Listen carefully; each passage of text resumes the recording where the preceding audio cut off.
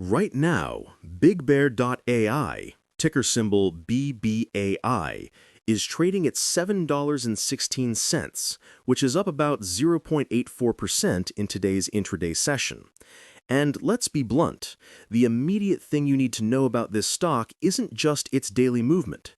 It's the massive disconnect between its price and its professional forecasts.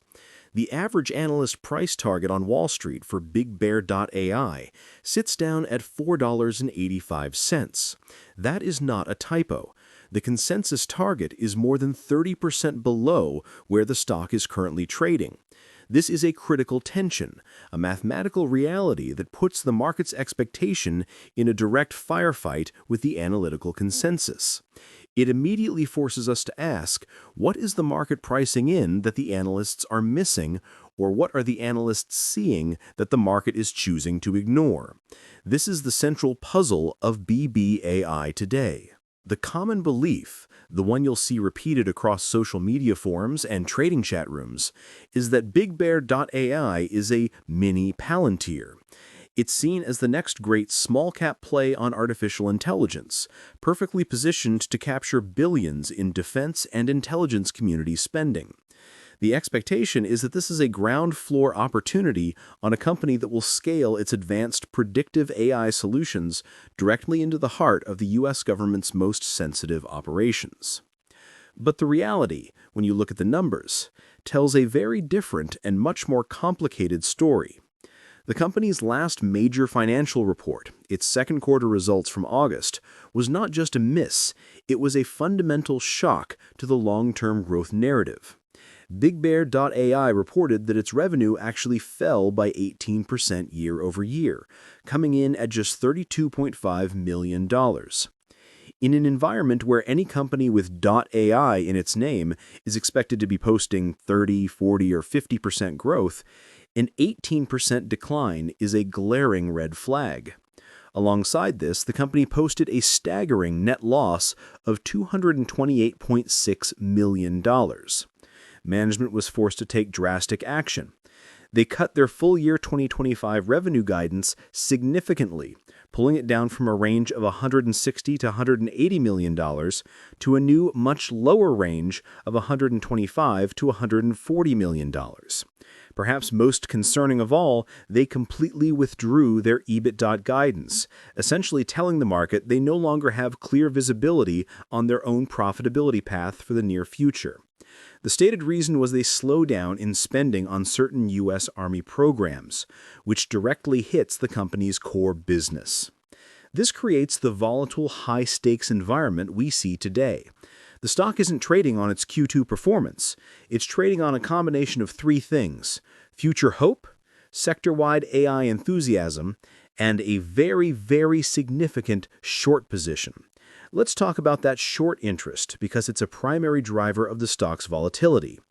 As of the most recent data, a massive 76.75 million shares of BBAI are being held short. This represents over 17% of the stock's entire free float. A float short percentage this high, in the double digits, is extremely significant. It means a large, organized, and well-capitalized group of institutional investors is betting heavily that the stock price will fall. Their thesis is simple. They're looking at the revenue decline, the massive net losses, the high cash burn, and the eye-watering price-to-sales valuation of around 13, and concluding that the company's stock is fundamentally disconnected from its financial health. They're betting on reality. But this also creates a powder keg. With so many shares shorted, any piece of good news, any unexpected contract announcement can trigger a violent short squeeze as those short bears are forced to buy back shares to cover their positions, catapulting the price higher. This is where retail investors and traders need to be extremely careful and informed. You can track this data yourself. You can look up short interest on platforms like Thintel or Ortex, or even through many retail brokerage platforms. When you see a high short interest percentage like BBAI's 17.74%, the next metric to watch is the borrow fee rate.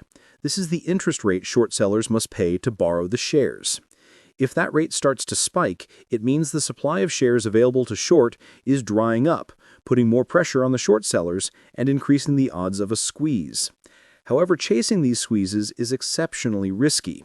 You may be buying at the top just as the early short sellers are finishing their covering. What's your take on this heavy short interest? Do you see it as a sign of smart money correctly identifying an overvalued stock, or is it an opportunity for a major squeeze? Let me know in the comments. The low days to cover of just 0.47, however, tells us that given the stock's high average trading volume, shorts could theoretically cover their entire position in less than half a trading day, which reduces the odds of a sustained multi-day squeeze unless buying volume is truly overwhelming. So, what does BigBear.ai actually do? Its business is focused on providing AI-powered decision intelligence solutions. This means they build platforms that take in massive, complex data sets, from sensor feeds, logistics chains, or intelligence reports, and use predictive analytics and machine learning to give leaders clear options and forecast outcomes. Their primary customers are, as you'd expect, the U.S. Department of Defense, the U.S. intelligence community, and other federal agencies. They are deeply embedded in the national security apparatus. They also have a commercial-facing segment, targeting areas like manufacturing and healthcare logistics. This government focus is both its greatest strength and its greatest weakness. It provides a sticky customer base with high barriers to entry, but as we saw in Q2, it also makes the company extremely vulnerable to shifts in government program spending and budget allocations, which are completely out of its control. Recent announcements, like the October partnership with T-Second to build edge AI systems for military use, or its work with SMX for the U.S. Navy, are exactly what the bulls want to see. These are the catalysts that support the mini Palantir narrative. But the market is now waiting for proof that these partnerships can translate into actual, significant, and growing revenue, not just press releases. Another massive factor that many retail discussions seem to miss is the issue of shareholder dilution. The company's share count has increased by nearly 50% year to date. This means your slice of the pie, your ownership percentage for every share you hold, is getting smaller. Worse, the company is actively seeking shareholder approval to double its total number of authorized shares, from 500 million to 1 billion. This is a very strong signal that management anticipates needing to issue and sell many more shares in the future, likely to raise cash to fund its operations, given its large net losses. This constant issuance of new shares puts a steady downward pressure on the stock price and dilutes the value of existing shareholders. It's a critical risk that offsets the high-growth AI narrative. This stock is not just a battle between bulls and bears. It's a battle between a compelling story and some very harsh financial realities. This brings us to the immediate future. Everything for BigBear.ai now hangs on its upcoming third-quarter earnings report, scheduled on November 10th. This will be a moment of truth. The market is desperate for a sign that the Q2 revenue decline was a one-time anomaly and not the start of a new negative trend. Investors will be listening for three things. First, any stabilization or, hopefully, a return to revenue growth. Second, any commentary on cash burn and a path to profitability. And third, any update on the size and conversion rate of their contract backlog. If BBAI can show that new contracts are accelerating and revenue is back on track, the short sellers will be in a herd of hurt. However, if they report another quarter of declining revenue or poor guidance, the $4.85 analyst target might start to look optimistic. The expectation is a high-growth AI company. The reality, for now, is a non-profitable government contractor with declining sales, high dilution, and a massive target on its back from short sellers. The tension between those 2 points is what makes this one of the most dangerous and volatile stocks on the market. Comment below with how many shares of BBAI you currently hold, or if you're staying on the sidelines until after those November 10th earnings.